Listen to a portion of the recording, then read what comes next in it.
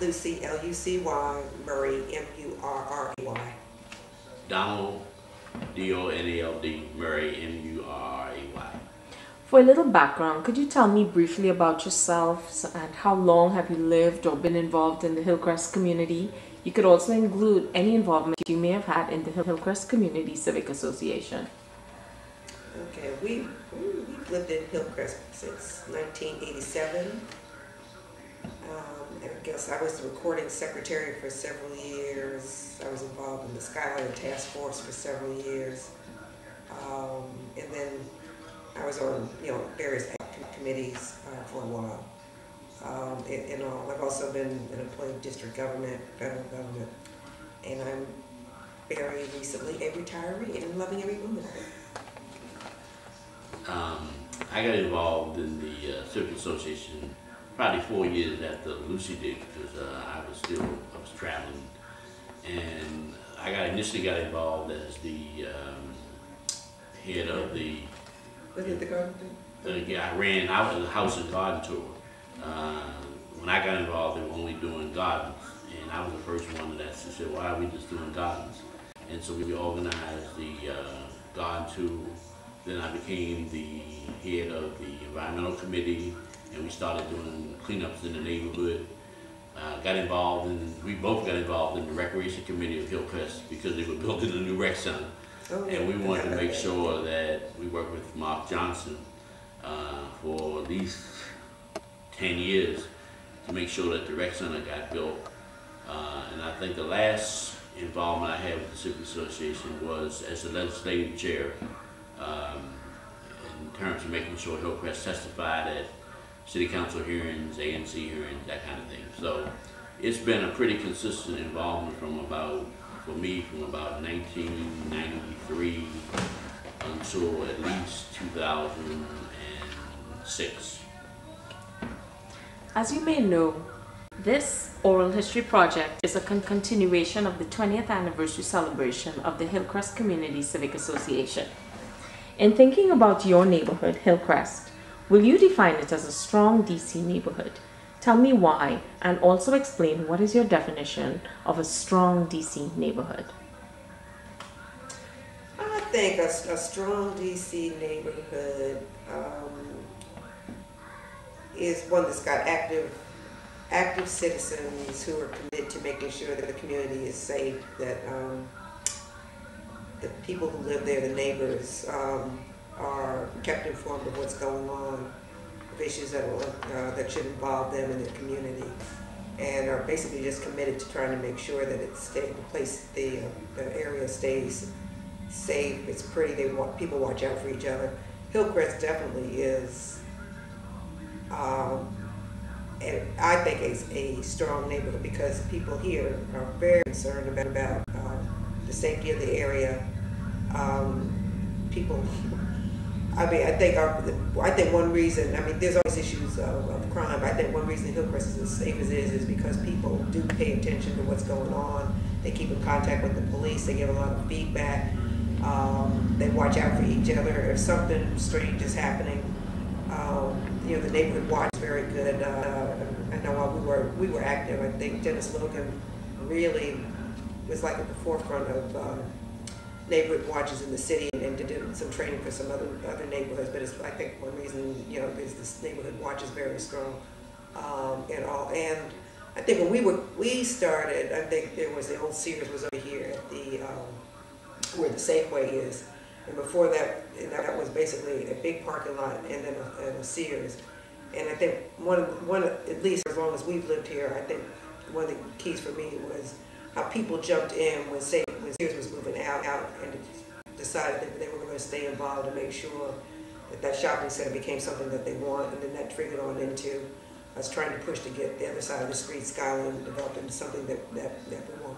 Some other areas, I think probably we would have just kind of let the city and just let things happen the way it was. But what you love about Hillcrest is when people here decide that they want to get involved, they stay involved, and they keep pushing that. For some of us, the Skyline's been taking some years, but I'm convinced something will still happen because Hillcrest is going to make it happen. And I think the follow-up on what Lucy said, I think part of it is, there's several things. I think one, people in Hillcrest are long-distance runners. I think that we recognize that anything that happens in black communities, you don't have to stay with it, because the same ease that may take place in other communities is just not going to happen. And so I think that you have to understand is that you have to have your voice and you have to have your hand in the pot. I think the second thing, there have been enough people living in Hillcrest who had connections outside of Hillcrest. And I think one of the things, the Civic Association, and you can't, I think early on, the Civic Association, and probably today, has continued to meet throughout the year. And I think that one of the things that I think that they have to continue to do is go to the top in terms of the people they invite for the Civic Association meetings. And it just can't be government people. They need to go to private sector people. They need to go to foundation people. I think one of the things early on, the Civic Association had a good reach in terms of making sure decision makers came into the community. I think the other thing that we've done is we are a political community. If you look at where the leadership is in Ward 7 from a political standpoint, pretty much all the council members have really come out of Hillcrest, with some exceptions. Willie Hardy, who was the person that ran, the city council person from Ward 7. But pretty much after that, H.R. Crawford, Kevin Chavez, Kwame Brown, Vince Gray, Eve Alexander. So I think one of the things is we always recognize the importance of being part of the political conversation in the city, and we did that in a lot of different ways. People from Hillcrest drove the Tony Williams draft and resulted in him becoming mayor. I personally, and Lucy and I were involved in when Vince ran his first campaign. I was his campaign chair for that campaign, and also when he ran against Kathy Patterson. So I think we always recognize that to be in the conversation, you have to be in the game. And I think people in Hillcrest have done it in ways where we've also helped people in the community who had fires and, where there have been tragedies that have gone on. I think the community rallied well. Gloria Logan did a great job making sure that people always knew when there were people that were, that either had died or had tragedy and needed help. And I think the other person I would want to mention, and I think has played a tremendous role in this community, is Pastor Singer.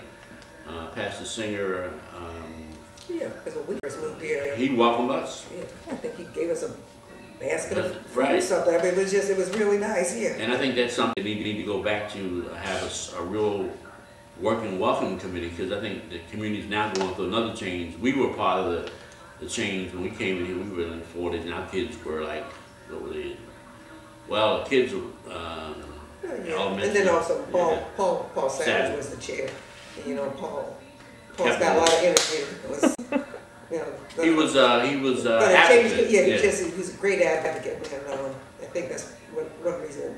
I don't know what it was like before. I think that's how the Civic Association got so much of its kind of its political muscle, and it was largely because of kind of Paul's vision. Okay.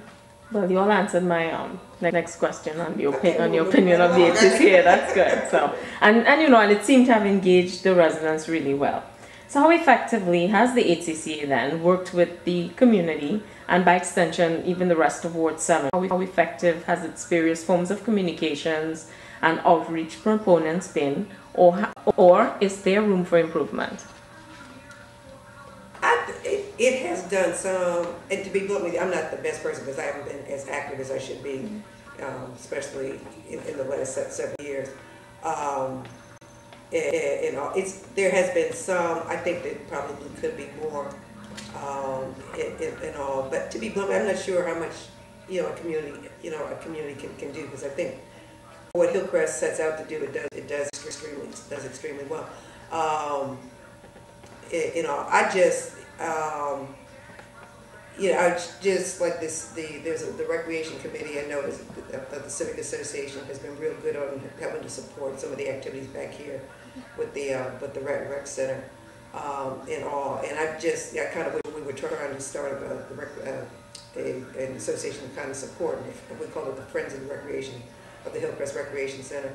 And then I started traveling, so kind of fell apart. But I wish we had done a little bit more just to work with some of the other other committees or other friends of recreation centers across the world, because around that time, other ones, when they saw what our recreation center looked like, other people that wanted similar, or wanted improved recreation centers, and we just hadn't that we didn't do as good a job as I think we should have done, kind of reach out and try to support folks. We had a couple of meetings with folks, and then I started going different places, and things kind of fell apart.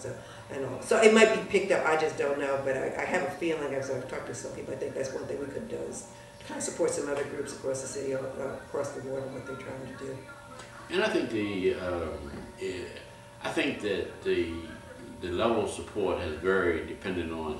I think on political questions, we always reached out to other people in the board, but we were actually very involved in the people in the Penn Branch getting the O Street wall when the whole thing didn't fall down the hill. We've been involved, I think we were actually involved in one of the, I think it's still around, one of the youth programs in the north side of the wall called We Can. We were the ones, this community fought the interstate program in the rec center. When we supported, in other words, they didn't have a place of location. We fought to make sure that they were in the rec center, and I think this program is still going on. It's probably one of the valuable programs. And I think you probably do a better job. I'm not sure that's the Civic Association. I think that we're individuals, individuals within the Civic that pushed and supported. The association itself, I'm not sure. I'm not even sure. I don't even know if the interstate, the Civic Association would have even known. But they did not. But I think, but it was is there were a group of people in there that were just kind of active. And so when people came up with projects or something in Hillcrest, they would always kind of approach either the Civic Association or individuals. And we also, I think we should give ourselves some credit for East of the River newspaper. There would have been no East of the River newspaper. Lucy wrote, and I was talking about us individually, Paul Savage, myself, and John P. Fagan. It was an idea where he didn't do any feasibility study. He just decided he wanted to do, expand Hillrag, and he just created East of the River and DC North. But East of the River benefits everybody that lives in Ward 7, and I think they support all over the city. So my sense is that, we recognize that the vehicle was important. I know Paul Savage and Curry, and I got involved toward the end, the Washington East Foundation, which I still think is an underutilized asset that probably could do more. I don't think a lot of people, I think part of it's just public information. I don't think a lot of people even know it exists. But I think it's a resource. The real idea behind the Washington East Foundation was, how do we increase the capacity of civic groups and PTAs and that kind of thing to make sure that they have more, in other words, they increase their leadership capacity, increase their fundraising capacity. Those were the things we thought were important. And I'm not sure, I was on the board for maybe 3 or 4 years when it first got started, and I don't know why. Well, I don't know why I got off, but I think my time was up or whatever it was. I said, forget it. But I'm saying, you don't got to put that on there, but I'm just saying that. But no, I think that that's important. When you look at I was actually, when I was talking, I had thought about it, I was actually the first chair of the Good Hope Marketplace, the thing the World Boutique, and I did it for at least 4 years.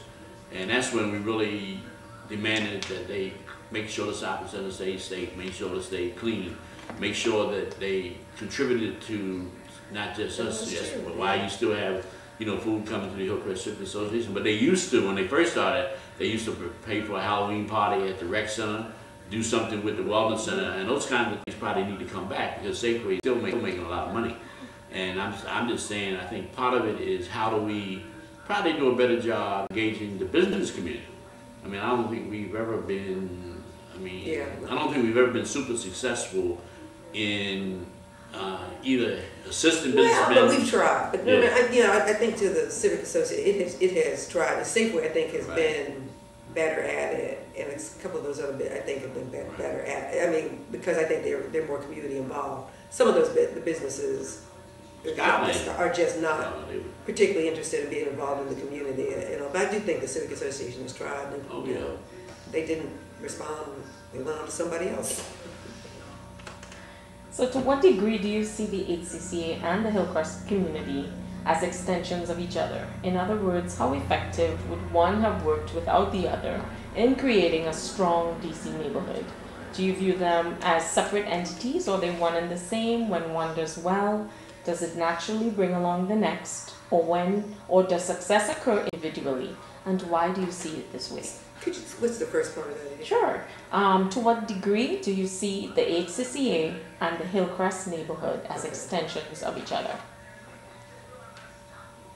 Oh, I definitely think the Civic Association, the HCCA, is an extension of the neighborhood.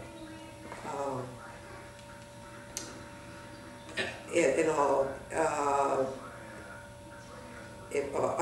because, and well, I know I see it because I do think one of the things,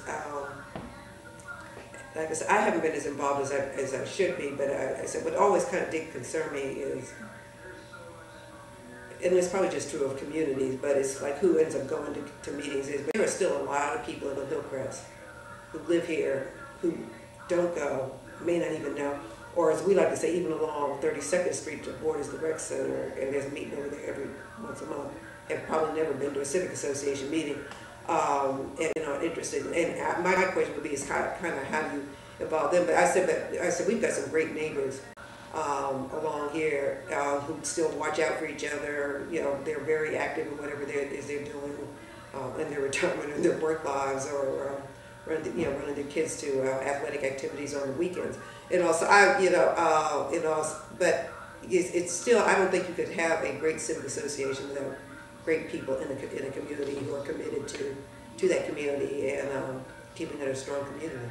And I think the challenge is twofold. One is how do you keep residents who have been here for a while, keep us interested, because I mean at a certain point we were interested because we had kids who used the rec center and kids went to school and all that.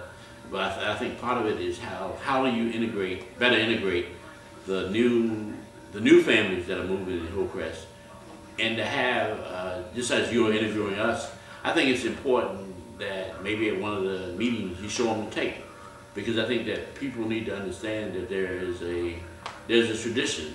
There's a tradition of civic involvement. There's a tradition of community leadership.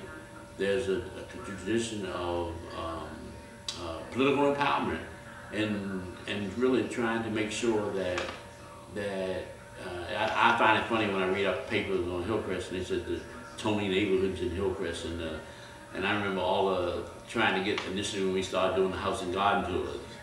I mean, they just didn't really respond. I think part of it was our problem, because I don't think we did enough PR front, but I think Marvin Bowser has done an excellent job of making sure it's always covered now.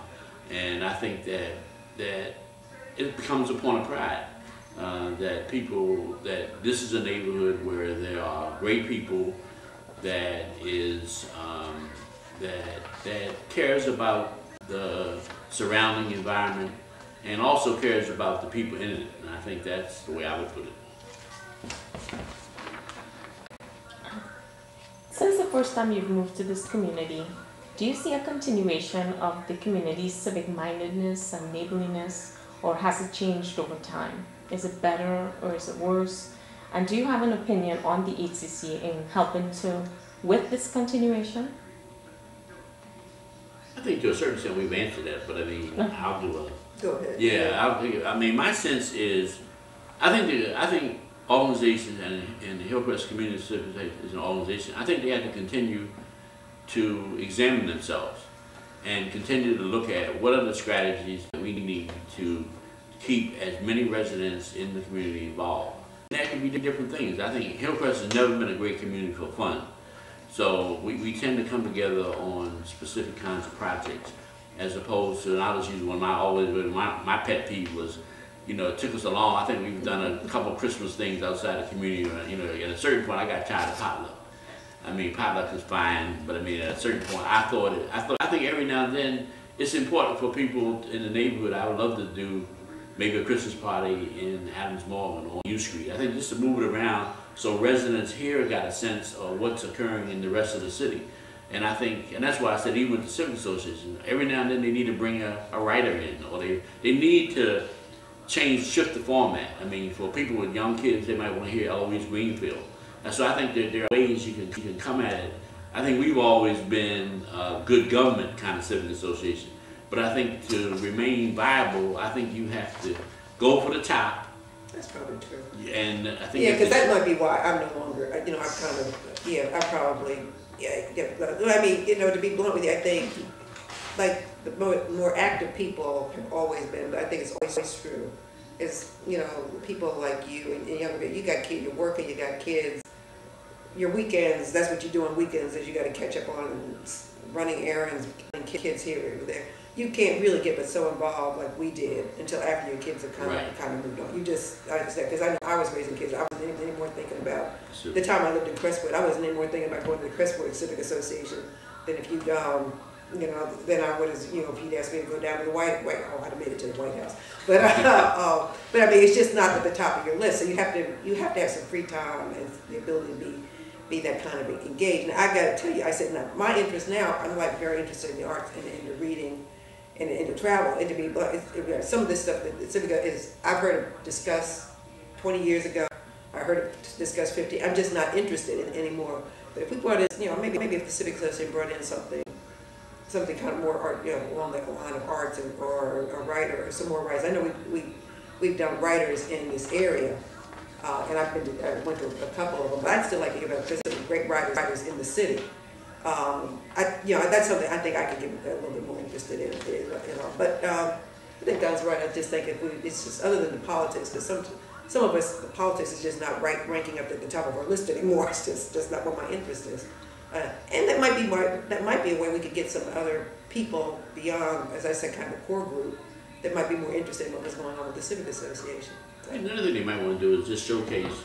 I mean, I think the assets over here, like the Anacostia Community Museum, I think the assets, and when we first moved there, there really weren't a lot of institutional assets. And I think that one of the things they need to do is to give programs that are doing positive stuff that. And I think the other thing they need is to change the format of the meetings. I don't think you have to have the same committee meetings. I mean, in other words, I think they have to be more strategic. I mean, I don't necessarily want to hear the same committee reports every month. And I think what they need to do is when they have something to report on, then they report on it. But I think that's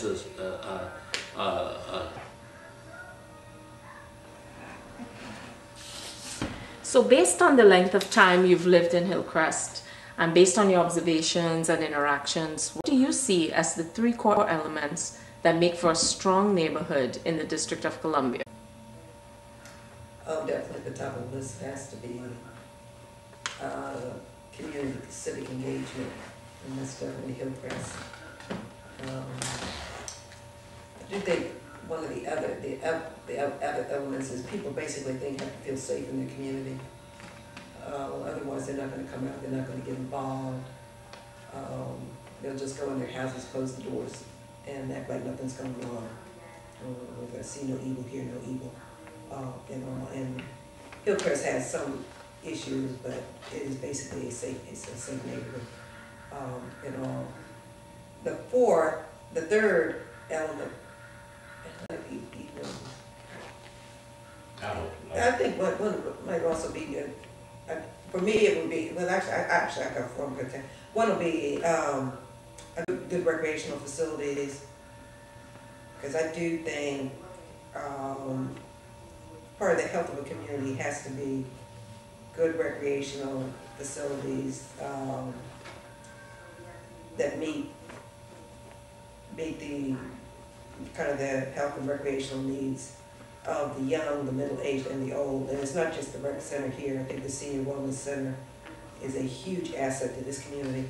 God's mother, 94 goes up there, and loves going up there. But I'm just impressed with the activities that they have going on there. The other one is, because it is a library, I would say it would be schools, and I think that's an issue I think that definitely needs to be strengthened in this community, because I do think one reason a lot of people move to communities, a lot of families move to communities, is because of the schools. In fact, that's one reason a lot of people move out to suburbs, is because of the schools, and that's how they choose where they want to live, it's because of the schools. So I do think strengthening the school is probably something that we've got to kind of work on better, both with Ann Beers and Winston. and STEM probably, because it's nearby, as schools in this general area. I would agree with Lucy. I think one of the things that always made, I think there's a diverse group of people, not just in terms of race, but in terms of age, in terms of interests. And I think that there are interesting people living in Hillcrest. And I think one of the things that maybe the Civic Association needs to do better is sort of do a better job of assessing what assets do we actually have living in the community from a skill standpoint, from an interest standpoint. I think second, we've always had different kind of leadership. I mean, I think that there are people in this community who have been willing to step up and do things within Hillcrest, with the Civic Association, and a lot of times without the Civic Association. So I think that one of the things is you always have people here who know the importance of acting, standing up, and showing leadership. And I would agree with Lucy. I mean, one of the areas I think we definitely got to do a better job with is the educational arena. I think that the schools are a mixed bag, and I think that if we could ever really get the schools to the point where people felt strongly, I think that would even strengthen the schools, because the schools could, because they have facilities. And the one thing I will say, I think they've done a pretty good job in terms of rebuilding them and making them more attractive. But I think the concern with most parents is the academic content and the quality of whether or not, you know, can my kid attend schools that come out with a first-class education. And I still think that's been something that I think it was stronger in talking with families that lived here a long time. I got the impression for a long time the schools were better. I think when we moved in here, I think the schools were really struggling, and I think the people are pleased that at least it's a focus.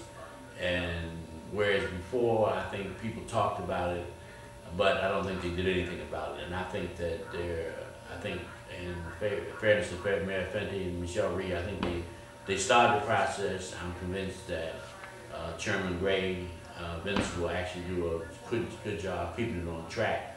And I think the other thing is the citizens need to do a better job. There are a lot of young families moving to Hillcrest, and I think they're the ones that need to lead. One reason I was on the education committee, but I got off because my kids were graduating. We were in college and they finished, and I just thought I was willing to help. So I think the other thing I would say is that there's a lot of leadership in here that's not being tapped, in the sense that I'm not interested in really running too many groups anymore. But I am willing to sort of mentor if somebody asks me, well, how do you do this? And I think there are a lot of people. Dennis has always been, in many ways, he had a model for how neighborhood watches were done, and his model could be adopted. I mean, Vince Baldwin, who no longer lives in the community, but Vince had the best, when he worked for the city, the best citizen-engaged environmental program I've ever seen. And I think that, so you have people in this community, I remember, you have a lot of people in this community who have a lot of ability, who I think don't necessarily want to come to every Civic Association meeting anymore, but who, if asked to help the Civic Association be strengthened. And I think, for example, I've always been a pretty good idea person, and I mean, I would be willing to work, I don't want to run it, but I would be willing to work with, maybe help restructure how the meetings, in terms of what kind of people need to be on, that we should be inviting. Because I think in some ways we go down too low. I think you need directors, you need people in charge, you need Donald Graham, well, not Donald Graham anymore. Yeah. But I think you need those kinds of people. I think that part of the way you get people to come back to meetings is you have people that people want to know about and want to hear from, and also that you can make your voices heard to them about how people in Hillcrest feel about a variety of issues. I think we've been better than most communities in that the whole Palisade thing that Miles Steele should get a tremendous amount of credit for, that's been going on 18 years, but he's carried it. And the question is, who's going to carry it? He carries it. And I just think that it's an important, I mean, we have met a lot of people from Palisades as a result. I was on a panel one year. I can't remember. Yeah. But I'm just saying, I didn't make it. But I think that a lot of communities, I think Hillcrest has always reached out. We reached out in Ward 7. We reached out when we did the draft. We reached across the city, and I think, and I'll just end with this. I think that the draft Tony Williams thing was great because it brought a lot of black, white, Latinos into Hillcrest that would never came over here. And most of the meetings were held at Pastor Singer's church, and it was a big plus. The end.